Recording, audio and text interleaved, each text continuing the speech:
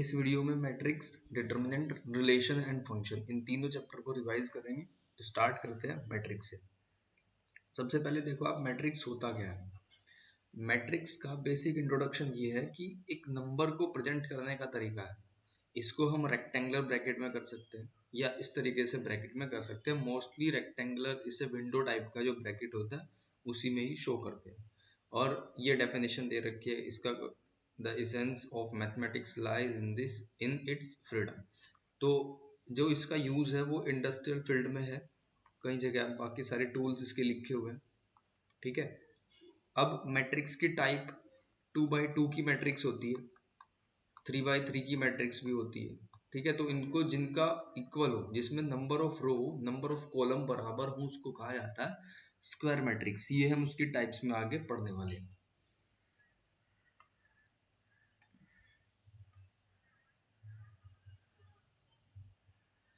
सबसे पहले देखो आप ऑर्डर ऑफ मैट्रिक्स क्या होता है। ऑर्डर ऑफ मैट्रिक्स में आपको देखना है कि जैसे ये मैट्रिक्स है 1 2 3 4 5 6, तो इसमें काउंट करो नंबर ऑफ रोज 2 है, नंबर ऑफ कॉलम 3 है, तो 2 into 3 यानी कि इसका ये ऑर्डर है। तो ऐसे हमने ऑर्डर निकालना सीख लिया। अब ऑर्डर के बेस पे आगे कैसे डिफाइन करेंगे वो आगे देखना है। जो फर्स्ट एक्सरसाइज है उसमें तो बस आपको ऑर्डर और टाइप्स के बारे में पता होना चाहिए, वो हो जाएगा। तो टाइप ऑफ मैट्रिक्स सबसे पहले कॉलम मैट्रिक्स आता है। कॉलम मैट्रिक्स क्या होता है, जिसमें एक कॉलम हो। ठीक है, जिसमें कॉलम एक हो बस। और रो मैट्रिक्स जिसमें रो एक हो। स्क्वायर मैट्रिक्स जिसमें जितनी रो हो उतने ही कॉलम हो, यानी कि number of row and number of column ये दोनों बराबर हो, तो उसको बोला जाएगा स्क्वायर मैट्रिक्स। अब इससे आगे बढ़ते हैं। फोर्थ टाइप है डायगोनल, जिसमें एक डायगोनल हो, बाकी जितने भी एलिमेंट है डायगोनल के एलिमेंट को छोड़ के सारे जीरो होने चाहिए। जैसे एग्जांपल आपको दिया हुआ है। अब यहाँ इंपॉर्टेंट चीज ये है कि अगर आपसे ये पूछ लिया जाए कि ये किस टाइप की मैट्रिक्स है, तो ये डायगोनल मैट्रिक्स के अंतर्गत आती है, क्योंकि इसमें एक ही एलिमेंट है। फिर 2x2 की बना दी हमने, और ये 3x3 की बना दी, तो ये है हमारी डायगोनल मैट्रिक्स। ये इंपॉर्टेंट है, ध्यान रखना इसको। स्केलर मैट्रिक्स में क्या होगा कि अगर डायगोनल के सारे एलिमेंट √3 यानी कि कुछ भी नंबर हो अदर देन 1 को छोड़ के कुछ भी हो, या सारे के सारे बराबर हो। ठीक है। Diagonal matrix is said to be scalar अगर डायगोनल सारे के सारे बराबर हो, जैसे √3 या √2 यहाँ से एक इंपॉर्टेंट बात आएगी कि आइडेंटिटी मैट्रिक्स भी स्केलर मैट्रिक्स का ही एक टाइप है। आइडेंटिटी मैट्रिक्स में क्या बताया मैंने, 1 0 0 1, यानी कि यहाँ भी तो एलिमेंट सेम ही है, तो इसका मतलब ये स्केलर मैट्रिक्स की कैटेगरी में चला गया। जीरो मैट्रिक्स या नल मैट्रिक्स भी इसका नाम है। इसका मतलब इसमें कुछ नहीं होता, सिर्फ जीरो ही होती है। इक्वालिटी ऑफ मैट्रिक्स सबसे आसान है, आप उन्हीं की कंपेयर कर सकते हो जिनका जो ऑर्डर है वो बराबर हो। जैसे कोई 2x2 की मैट्रिक्स है, तो उसको 2x2 की मैट्रिक्स से ही कंपेयर करोगे, 3x3 से नहीं कंपेयर कर सकते। ठीक है। इन दोनों की तभी कंपेयर होगी जब इनकी पोजीशन बराबर हो। ये इक्वालिटी है। यहाँ से क्या करते हैं, हम कंपेयर कर देते हैं एलिमेंट की। जैसे ये x+3 है, तो इसका कोरस्पॉन्डिंग एलिमेंट कौन सा होगा, 0, तो इसकी इससे कंपेयर कर देंगे। ऐसे ही कंपेयर करके सबके आंसर्स आ जाएंगे। और एक चीज, जैसे फर्स्ट वाला एलिमेंट है, तो इसकी अगर लोकेशन आपसे पूछे कोई, क्या होगी, A11, फिर इसकी लोकेशन क्या होगी, A21, फिर इसकी लोकेशन क्या होगी, A31। यानी पहले रो का नंबर आता है, फिर उसके बाद कॉलम। ये 3 क्या है, थर्ड कॉलम, और first row, third row first column. तो इस तरीके से इस पूरी एक्सरसाइज के क्वेश्चन हो जाएंगे। फिर इसके बाद एडिशन ऑफ मैट्रिक्स। यहाँ भी ध्यान रखना है कि एडिशन करते समय आपको देखना ऑर्डर उनका अगर बराबर है, तो इसका मतलब एडिशन सब्ट्रैक्शन हो जाएगा। ठीक है। हालांकि मल्टीप्लिकेशन में, मैट्रिक्स मल्टीप्लिकेशन में आपको ऑर्डर देखने का मतलब बराबर ऑर्डर हो ये जरूरी नहीं है। ठीक है। उसकी एक टेक्निक है, आगे वो बताऊंगा। एडिशन हो गया। Multiplication of a matrix bye scalar, मतलब अगर आप ये चाह रहे हो कि किसी नंबर से, पर्टिकुलर नंबर से एक मैट्रिक्स को मल्टीप्लाई करें, ये मैंने रिपीट भी करा था पहले। मैट्रिक्स और डिटर्मिनेंट में ये अंतर होता है, वो बताऊंगा अभी। कि मान लो आपका मन कर रहा है 5 से मल्टीप्लाई करने का, तो हर एक एलिमेंट में इसकी मल्टीप्लाई करेंगे। हर एक एलिमेंट में इसकी मल्टीप्लाई करेंगे। जैसे ये हो जाएगा 10, ये सारे 5 टाइम हो जाएंगे, तो 10, 25, 35 और 40, इस तरीके से ये बन जाएगा। तो ये हमने सीख लिया स्केलर की किस तरीके से मल्टीप्लाई करनी है किसी भी मैट्रिक्स में। अब प्रॉपर्टीज ऑफ मैट्रिक्स, ये इंपॉर्टेंट है। मैट्रिक्स की जो प्रॉपर्टीज हैं वो ये कॉम्पिटिटिव नहीं होती। फर्स्ट प्रॉपर्टी तो ये है कि A B not equals to B A, यानी कि अगर आप property of matrix addition, sorry ये एडिशन की पढ़ रहे हैं तो प्लस लगा दो इसमें, ये तो कम्यूटेटिव होगा, ठीक है ना। A plus B equals to B plus A, matrix addition commutative property follow करता है। फिर इसके बाद एसोसिएटिव प्रॉपर्टी, एसोसिएटिव में क्या आ जाएगा, तीसरा एलिमेंट आ जाएगा, यानी कि आपको ये प्रूव करना है ए बी और C equals to A B plus C. अगर ये आ गया तो ये होता है मैट्रिक्स में एडिशन में कम्यूटेटिव और एसोसिएटिव दोनों प्रॉपर्टी फॉलो होती है, जबकि एडिशन में कम्यूटेटिव प्रॉपर्टी फॉलो नहीं होती। इसके बाद एग्जिस्टेंस ऑफ आइडेंटिटी। आइडेंटिटी क्या होती है, आइडेंटिटी का मतलब कि जैसे मान लो ये 2 ही है, इसमें कुछ नंबर के एडिशन करना है जो इस पे कोई इफेक्ट ना डाले, इस पे कोई इफेक्ट ना डाले, तो यानी कि वो क्या होगा, जीरो। अगर मैट्रिक्स की फॉर्म में बात करें तो जीरो मैट्रिक्स होगा। तो अगर हम आइडेंटिटी मैट्रिक्स की बात करें इसके लिए, किसी भी सेट किसी भी मैट्रिक्स के लिए, तो वो होगा जीरो, ठीक है। वो सिचुएशन के हिसाब से 2/2 3/3 का चेंज हो जाएगा। इसके बाद इनवर्स क्या होगा, अगर ए एक मैट्रिक्स है उसका इनवर्स आपको चाहिए तो वो खुद का ही नेगेटिव पोर्शन वाला हो जाएगा, ठीक है। क्योंकि आपको क्या होता है, इसका रूल क्या होता है, देखो जैसे आप याद रखना आइडेंटिटी में होता है ए इंटू ई इक्वल्स टू ए, यानी अगर हम एडिशन की बात करें तो ए प्लस ई इक्वल्स टू, यानी कि ई वो एलिमेंट है जो ए में ऐड करके कोई फर्क ना, कोई डिफरेंस ना है। फिर अब क्या होगा, अब एक एलिमेंट आपको यहाँ वो चाहिए जो ई बना दे, यानी कि अगर हमने अभी ये कहा कि इसके लिए जीरो एक आइडेंटिटी है, ठीक है, तो जीरो बनाने के लिए क्या चाहिए, इसी का नेगेटिव वाला वर्जन। ये ट्रिक सब में काम करेगी, तो ये हो जाएगा -a। ऐसे ही अगर एक दूसरा एग्जांपल लें, 3 का एडिटिव आइडेंटिटी पूछा है तो 3 आना चाहिए, एक बात तो कंफर्म है फॉर्मूले के अकॉर्डिंग, और यहाँ क्या रखेंगे, जीरो, तो zero is the additive identity. अब इनवर्स पता करना है तो 3 प्लस इसका इनवर्स क्या हो कि जीरो बन जाए, तो ये हो जाएगा -3, simple as that. Property of scalar multiplication of matrix, अगर 2 की किसी मैट्रिक्स में मल्टीप्लाई करोगे तो ये हो जाएगा, ये हो जाएगा, यानी कि दोनों में जाएगा 2a प्लस 2b, बहुत कॉमन सी प्रॉपर्टी है। और ठीक है, के ए प्लस बी इक्वल्स टू के ए प्लस के बी, यही इसको आगे प्रूव किया हुआ है, कोई दिक्कत वाली बात नहीं। 8th पे आ जाओ, इसमें क्या दिया हुआ है, 2a 3x 5b, यानी कि देखो स्केलर मल्टीप्लीकेशन आ गया मैट्रिक्स में, तो 2 की a में मल्टीप्लाई करेंगे सारे एलिमेंट डबल हो जाएंगे, 3 की x में करेंगे, x तो हमारे पास है ही नहीं, 2a plus 3x equals to 5b, ठीक है, तो 2a निकाल देंगे 5b निकाल देंगे, फिर 3x इसमें सब्ट्रैक्ट करके बड़े आराम से निकाल पाएंगे।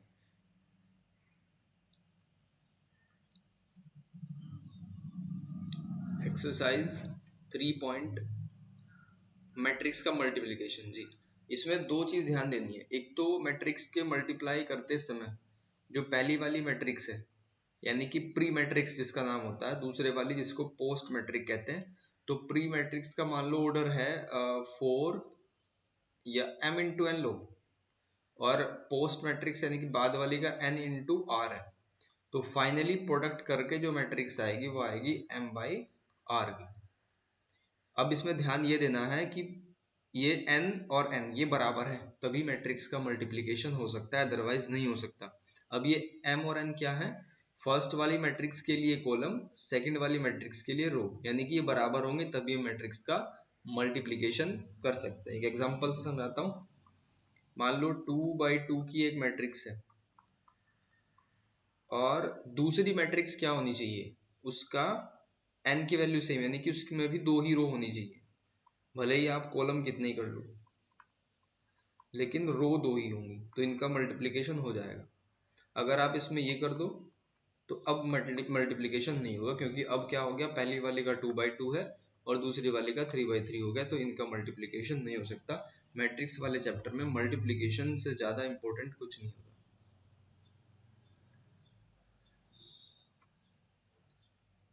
और रूल्स क्या होते हैं मैट्रिक्स मल्टीप्लिकेशन के, कि फर्स्ट वाली रो को सेलेक्ट करा, वो एक एक कॉलम के इंडिविजुअल एलिमेंट से मल्टीप्लाई में जाएगा।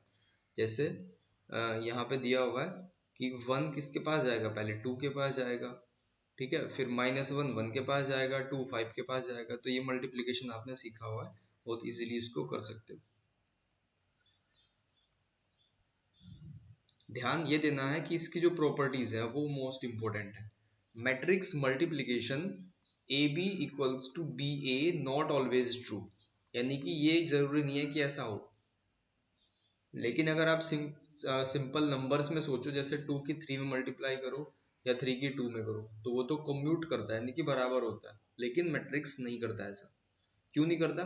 क्योंकि कई बार ऐसा होता है कि मान लो ए कोई मैट्रिक्स है और बी एक मैट्रिक्स है, उनको मल्टीप्लाई करके जीरो मैट्रिक्स बन जाता है, जबकि ए और बी में से कोई भी जीरो मैट्रिक्स नहीं था।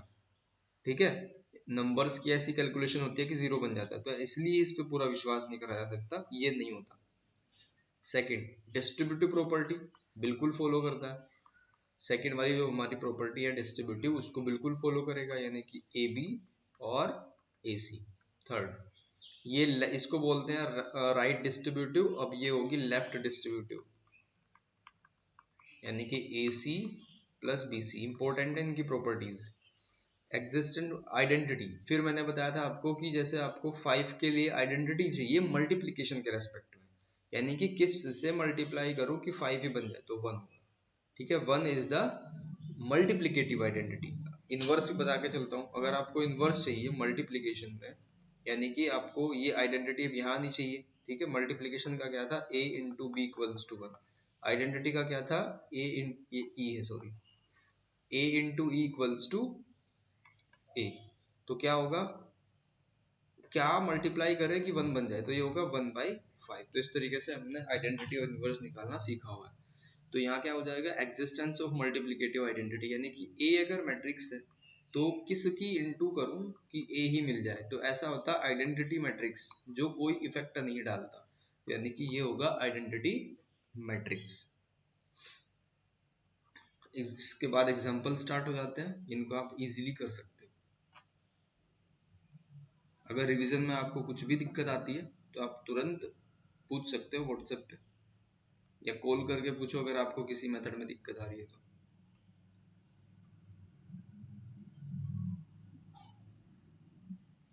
क्वेश्चन नंबर 18 में आपको कुछ फॉर्मूले याद रखने हैं ट्रिग्नोमेट्री के। ठीक है, जैसे tan theta equals to sin theta upon cos theta, cos 2 theta equals to 1 minus 2 sin square theta etcetera. ये 11th क्लास के फॉर्मूले हैं।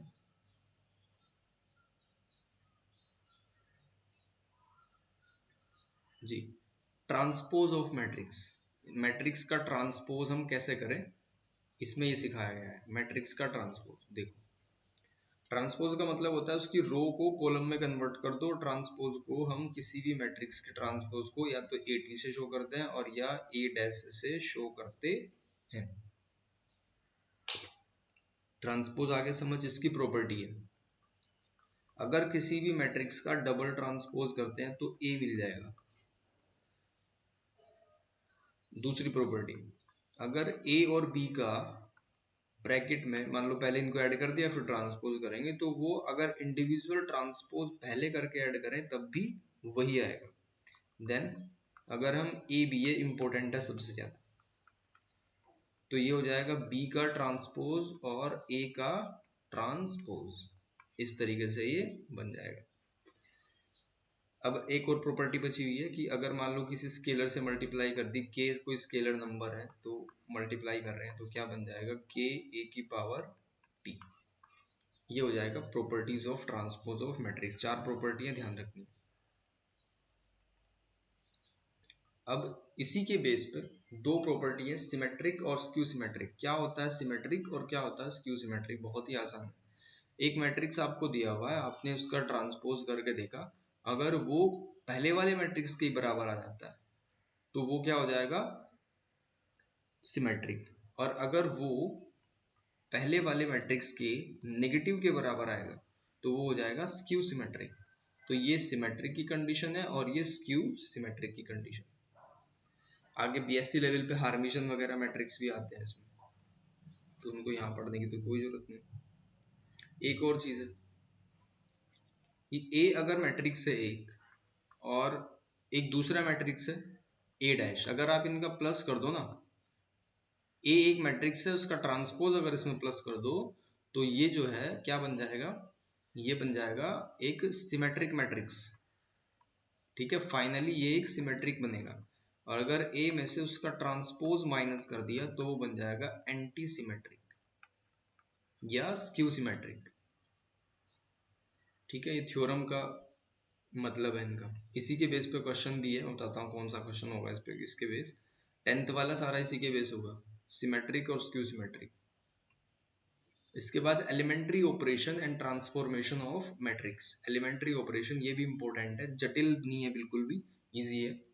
देखो एलिमेंट्री ऑपरेशन में क्या होता है, आपको इसके थ्रू इनवर्स निकालना होता है। और इनवर्स में क्या करते हैं हम, जैसे ए एक मैट्रिक्स है, आपको इसका इनवर्स चाहिए, ए एक मैट्रिक्स है, आपको इसका इनवर्स चाहिए, तो बहुत आसान है, उसको लिख दो आई इंटू ए की फॉर्म में। लिख सकते हैं ऐसा क्योंकि आई का कोई महत्व नहीं होता, आई सिर्फ ऐसे ही होता है जैसे मैं 1 की मल्टीप्लाई कर दूं 2 में।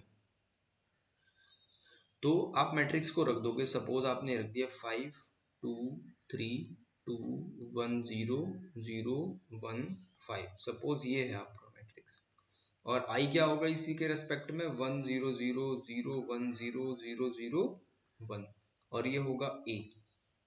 तो हम क्या करेंगे, टारगेट हमारा ये रहेगा रो और कॉलम, या तो रो चूज कर लो या कॉलम चूज कर लो, उनकी कैलकुलेशन करनी है। जैसे यहाँ पे रूल्स में आपको समझाया गया, या तो कॉलम की प्रॉपर्टी लगाओ या तो रो की प्रॉपर्टी लगाओ।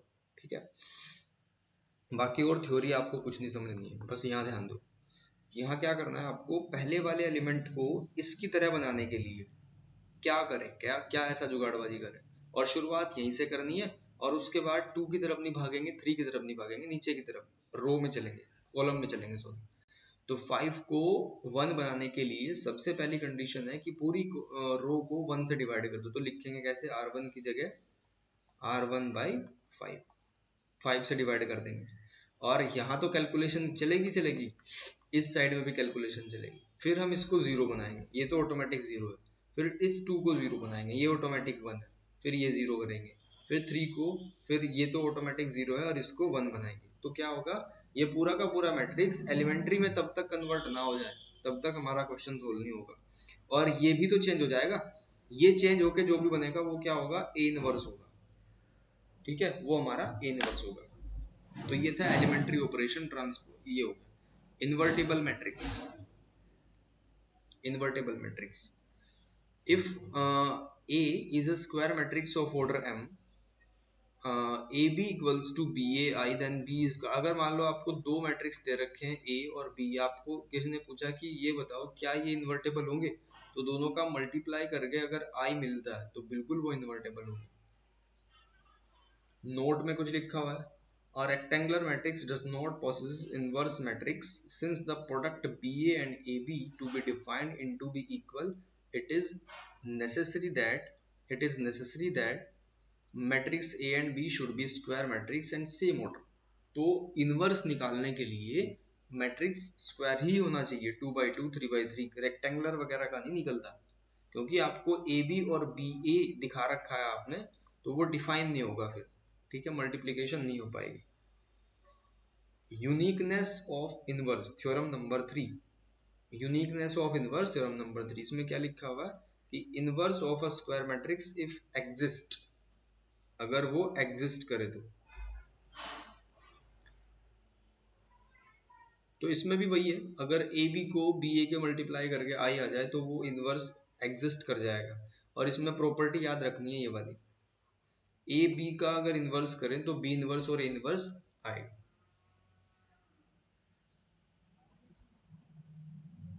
तो ये इसका प्रोसीजर है, ये मैंने आपको समझाई दिया।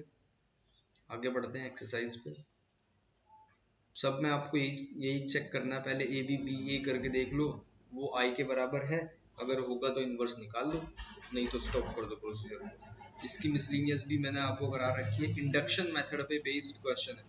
इंडक्शन मेथड में 3 स्टेप होते हैं। पहला स्टेप इनिशियल स्टेप, यानी कि n इक्वल्स टू 1 रख के देखते हो क्या left hand side right hand side के बराबर है। इसके बाद n इक्वल्स टू k पे हम एज्यूम कर लेते हैं कि वो बराबर है।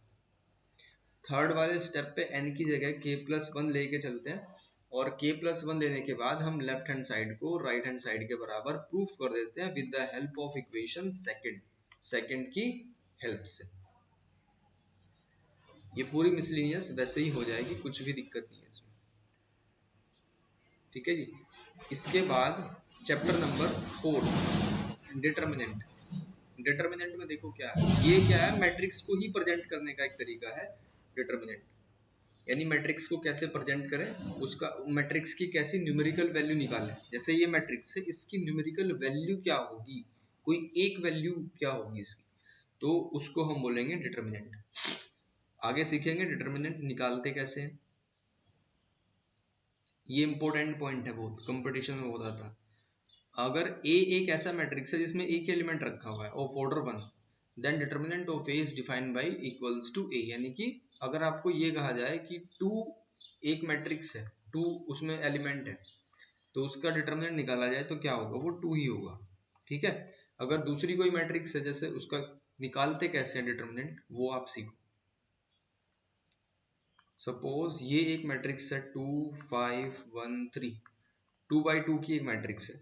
इसका डिटर्मिनेंट कैसे निकालेंगे 2 बाई 2 की मैट्रिक्स का, तो सबसे पहले क्या होगा, ऐसे प्रेजेंट करते हैं डिटर्मिनेंट को, यानी कि मैट्रिक्स की वैल्यू या डिटर्मिनेंट को ऐसे निकालते हैं। 2 और 3 की मल्टीप्लाई करेंगे 6 आ जाएगा, फिर माइनस का साइन लगाएंगे ऑटोमेटिक, और 1 और 5 की मल्टीप्लाई कर देंगे, ये आ जाएगा 1। तो ऐसे हम डिटर्मिनेंट निकालते हैं। अब अगर कोई 3 बाई 3 की मैट्रिक्स है तो उसमें क्या करेंगे, 3 बाई 3 की मैट्रिक्स में ये है 3 बाई 3 की मैट्रिक्स 1 2 5 4 7 2 0 3, तो इस पर प्लस माइनस और प्लस लगा देंगे अपनी तरफ से, और ये प्लस 1 के साथ में मल्टीप्लाई होगा तो 1 ही निकलेगा। और उसके बाद हम क्या करेंगे, फर्स्ट वाली कॉलम और फर्स्ट वाली रो को छुपा लेंगे, और ये मैट्रिक्स आ जाएगा 4 7 0 3। फिर इसके बाद -2 कर देंगे, -2 कर देंगे तो आ जाएगा 5 2 7 3। फिर उसके बाद 5 कर देंगे, 5 कर देंगे तो ये आ जाएगा 5 2 4 0, इस तरीके से, और इनको हम सोल्व कर ही लेंगे। ठीक है ना।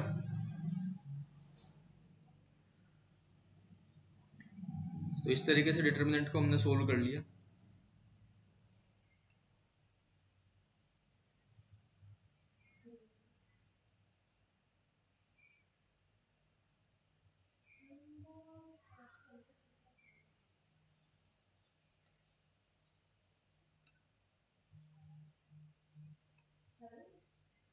अब इसमें कंडीशन क्या है,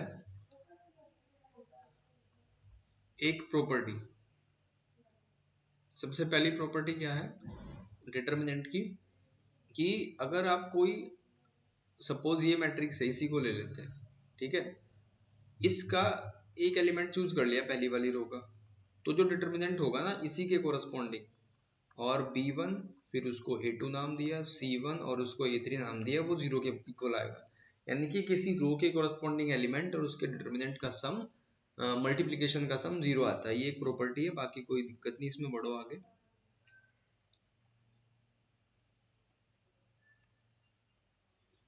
ये मैट्रिक्स और डिटर्मिनेंट इसकी प्रॉपर्टी आ गई फिर आगे। ठीक है, डिटर्मिनेंट की प्रॉपर्टी है, मोस्ट इंपॉर्टेंट है। इसमें कुछ प्रॉपर्टी है, मैं बता देता हूँ। पहले सबसे पहले क्या है कि अगर आप ए मैट्रिक्स है आपके पास में, उसका ट्रांसपोज करते हो और उसका डिटर्मिनेंट निकालते हो तो वैल्यू अनचेंज रहती है। ठीक है, वैल्यू वही रहती है। फिर इसके बाद दूसरी प्रॉपर्टी है कि अगर किसी रो को आप किसी कॉलम में कन्वर्ट करते हो, सॉरी, किन्हीं दो रो को आपस में इंटरचेंज करते हो या किन्हीं कॉलम को आप आपस में इंटरचेंज करते हो, तो डिटर्मिनेंट की वैल्यू पहले की अपेक्षा में नेगेटिव हो जाएगी। ठीक है, माइनस में चले जाएगी।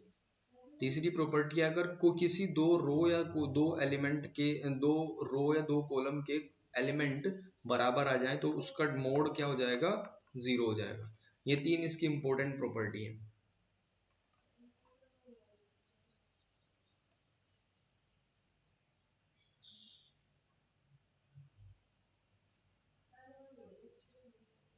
4.2 using the property of determinant, ये प्रॉपर्टी यूज करके इनको प्रूफ करना है।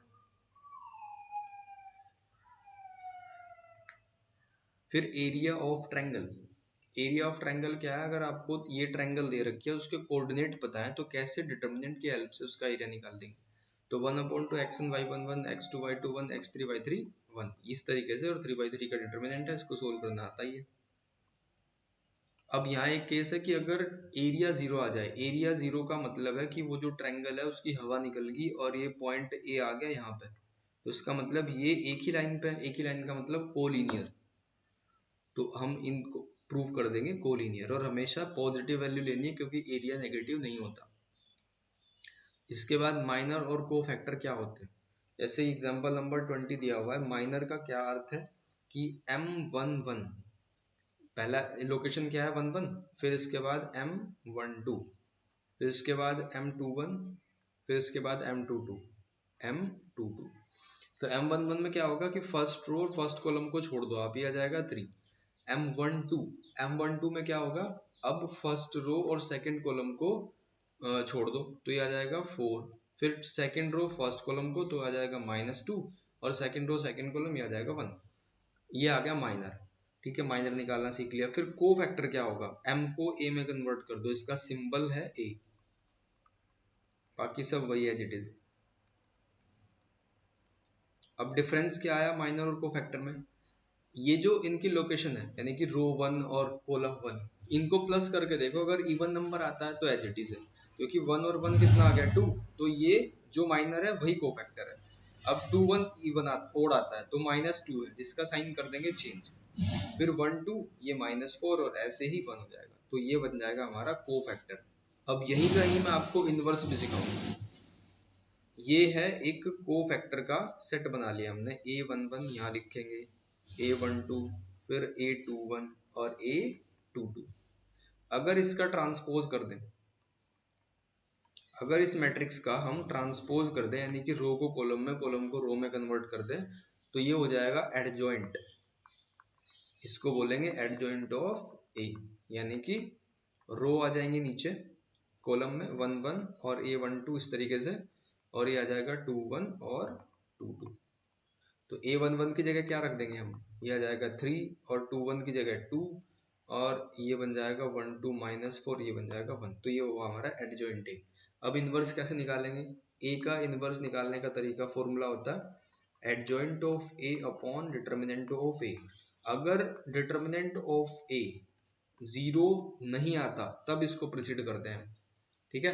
जब जीरो नहीं आता तब हम इसको प्रोसीड करते हैं, अदरवाइज आगे होगा ही नहीं, क्योंकि ऊपर कुछ नंबर है, सपोज कुछ नंबर है और नीचे जीरो है, तो नंबर अपॉन जीरो का मतलब तो इन्फिनेटिव होता है ना, तो इसलिए इसको नहीं करा जाता। ठीक है, अगर a का मोड जीरो आता है तब हम इसको आगे सोल्व नहीं करते, और इसको बोलते हैं इनकंसिस्टेंट, इनकंसिस्टेंस, और ये बोला जाएगा कंसिस्टेंट। इनकंसिस्टेंट और कंसिस्टेंट, इस तरीके से इसको बोला जाएगा। तो ये माइनर हमने सीख लिया, को फैक्टर हमने सीख लिया, मैट्रिक्स की प्रॉपर्टी, एरिया ऑफ ट्रायंगल, और डिटर्मिनेंट की कुछ प्रॉपर्टी हमने सीखी है। और इसको नॉन सिंगुलर भी बोला जाता है, जब ए का mod not equals to zero आए तो इसको बोला जाएगा नॉन सिंगुलर, और इसको बोला जाएगा सिंगुलर, सिंगुलर नॉन सिंगुलर। इसके बाद कुछ एडजॉइंट की प्रॉपर्टी है। एडजॉइंट की प्रॉपर्टी मोस्ट इंपॉर्टेंट है कि अगर कोई मैट्रिक्स है और उसका हमने एडजॉइंट निकाला, मोड निकाला, और उसका ऑर्डर n है, तो डायरेक्टली हम इसको लिख सकते हैं a का मोड n-1 के बराबर होगा, यानी कि ये पावर ऊपर चली जाएगी। ठीक है, तो दूसरी प्रॉपर्टी क्या है, कि अगर ए बी मैट्रिक्स है तो वो बी का मोड इंटू ए के मोड के बराबर आएगी। तीसरी property, A B equals to A का मोड मल्टीप्लीकेशन बी का मोड, ये एक प्रॉपर्टी है। एडजॉइंट की एक और प्रॉपर्टी है कि ए इंटू, अगर आप इसको प्रूव करके देखो, एडजॉइंट ए बराबर किसके बराबर आएगा, मोड ए इंटू आई, और adjoint of A into A ये इसके बराबर आएगा। फिर determinant of A inverse equals to 1 upon determinant A के बराबर आएगा। तो ये इसकी सारी प्रॉपर्टी हुई। इसके बाद चलते हैं नेक्स्ट एक्सरसाइज पे 4.6 पे। 4.6 ये पूरा 4.5 तक का मैंने एक्सप्लेन कर दिया। Solution of system of linear equation, linear equation को कैसे सोल्व करते हैं। ये लीनियर इक्वेशन है। लीनियर इक्वेशन क्या होता है, जिसकी हाईएस्ट डिग्री 1 हो उसको लीनियर इक्वेशन कहते हैं। तो ये 3 लीनियर इक्वेशन दे रखी है, मैट्रिक्स की फॉर्म में हम इसको लिख सकते हैं इस तरीके से। एक एग्जांपल के थ्रू ज़्यादा बेहतर समझ आएगा।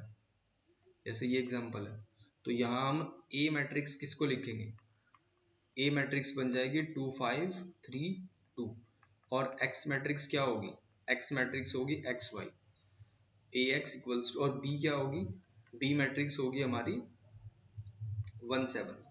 तो इसको ऐसे प्रेजेंट करा जाएगा A X equals to B, ठीक है, A X equals to B. Solve the system of linear equation, ठीक है। इसको सोल्व करने के लिए, यानी कि एक्स और वाई की वैल्यू निकालने के लिए आपके पास कई तरीके हैं, लेकिन यहाँ पे एक क्रैमर रूल होता है। एक लीनियर इक्वेशन को अलग अलग तरीकों से सोल्व करते हैं 10th क्लास के बेस पे, लेकिन यहाँ इनवर्स की हेल्प से करेंगे। तो अगर x की वैल्यू निकालें तो वो क्या होगी, a दूसरी साइड चला जाएगा अपॉन में, और इनवर्स b। तो यानी आपको a इनवर्स की दिक्कत है, इनवर्स अगर आ जाए तो यहाँ पुट कर देंगे, इनकी कंपेयर कर देंगे, जैसे इक्वल ऑफ मैट्रिक्स में करा था हमने। तो a इनवर्स निकालने के लिए पहले क्या निकलेगा, एडजॉइंट a अपॉन डिटर्मिनेंट। तो सबसे पहले आपको डिटर्मिनेंट चेक करना है, अगर ये होगा तो प्रोसीजर को करना आगे, अदरवाइज स्टॉप कर देना। सारे क्वेश्चन में आपको ऐसे ही चेक करना है। तो इसके बाद चैप्टर नंबर फर्स्ट,